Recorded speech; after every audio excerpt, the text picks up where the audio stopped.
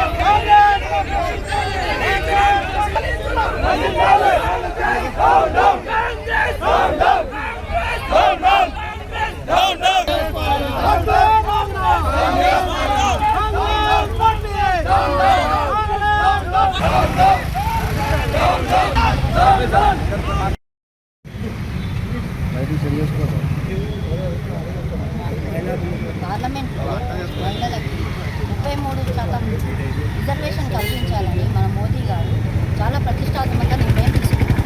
దానికి ప్రతిపక్షాలు అడ్డుకున్నారు. ఎందుకు అంటే మహిళలు పైకి రావద్దు, బయట మాత్రం వాళ్ళు బాగా మాట్లాడతారు, గొప్పగా మహిళలు అంటే అది ఇది అని చెప్పి మాలో సగం అని అది అన్నీ మాట్లాడతారు. కానీ అసలు తీరా టైంకి మనం చేసే టైం వచ్చేసరికి అన్నిటికీ అడ్డంకులు వస్తున్నాయి.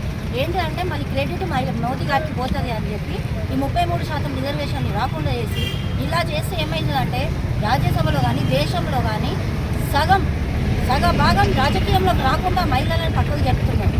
ఇది కాంగ్రెస్ పార్టీ ముందు నుంచి ఫస్ట్ నుంచి అలాగే ఉన్నారు, ఇప్పుడు కూడా అదే ధోరణి చేస్తున్నారు. మహిళలు అంటే బాగా అలసి చేసుకొని మహిళలు లేకుండా మీకు ఏ కార్యక్రమం జరగదు. కానీ మీరు ఉన్నది కూడా ఇప్పుడు ఒక మహిళా నేత కిందనే ఉన్నారు, అయినా మహిళలను పైకి రాకుండా చేస్తున్నారు. ఎందుకు అనేది మీకే మీ విఘ్నతకి వదిలేస్తాం.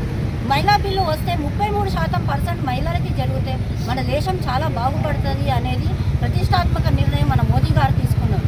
ఇవరికి కూడా మోదీ గారు మీరు సపోర్ట్ చేయకున్నా కూడా మహిళలకి చాలా పథకాలు ఇచ్చారు. వాటిని అన్నింటినీ కూడా మంచి పద్ధతిలో నడుస్తున్నాయి కూడా అన్నీ. ఏంటి అంటే శిశు సంక్షేమం జరుగుతుంది, మహిళా సురక్షణ, ముద్రా యోజన, మహిళలకి మహిళా సంఘాల గురించి వీటన్నిటిలో మోదీ గారి సపోర్ట్ ఉంది. కానీ చట్టసభల్లో కూడా రాజకీయాల్లో కూడా 33% మహిళలు రావాలి అని ఆయన చాలా కోరికగా ఉన్నారు. ఆ మహిళా బిల్లును అడ్డుకున్నారు. ఫ్యూచర్లో మీకు మహిళలు అంటే ఏంటిది అనేది తెలిసిపోతుంది. జై హింద్.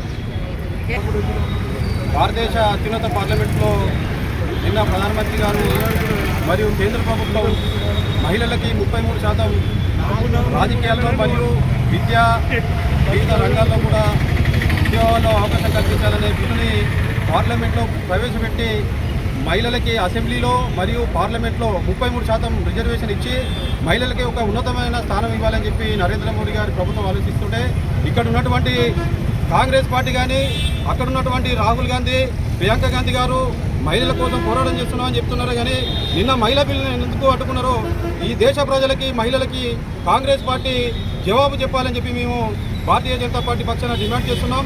మీకు మహిళలు వంటింటి కుందే లెక్కనే ఉండాలా, లేకుంటే మీరు 1970 నుండి అటల్ బిహారీ వాజ్పేయి ప్రభుత్వంలో కానీ ఇప్పుడు నరేంద్ర మోడీ ప్రభుత్వంలో కానీ మహిళా బిల్లులకి ముందుకు పోతుంటే కాంగ్రెస్ పార్టీ దాని మిత్రపక్షాలైనటువంటి ఇండియా కూడా మీ నేతలంతా ఎందుకు అడ్డుకుంటున్నారు? మీరు మహిళలు విద్యాలయంలో కానీ, ఉద్యోగాల్లో కానీ, రాజకీయాల్లో కానీ వాళ్ళు పైకి రావద్దని చెప్పి మీ కుట్రలు నిన్న తెలిసిపోయినాయి.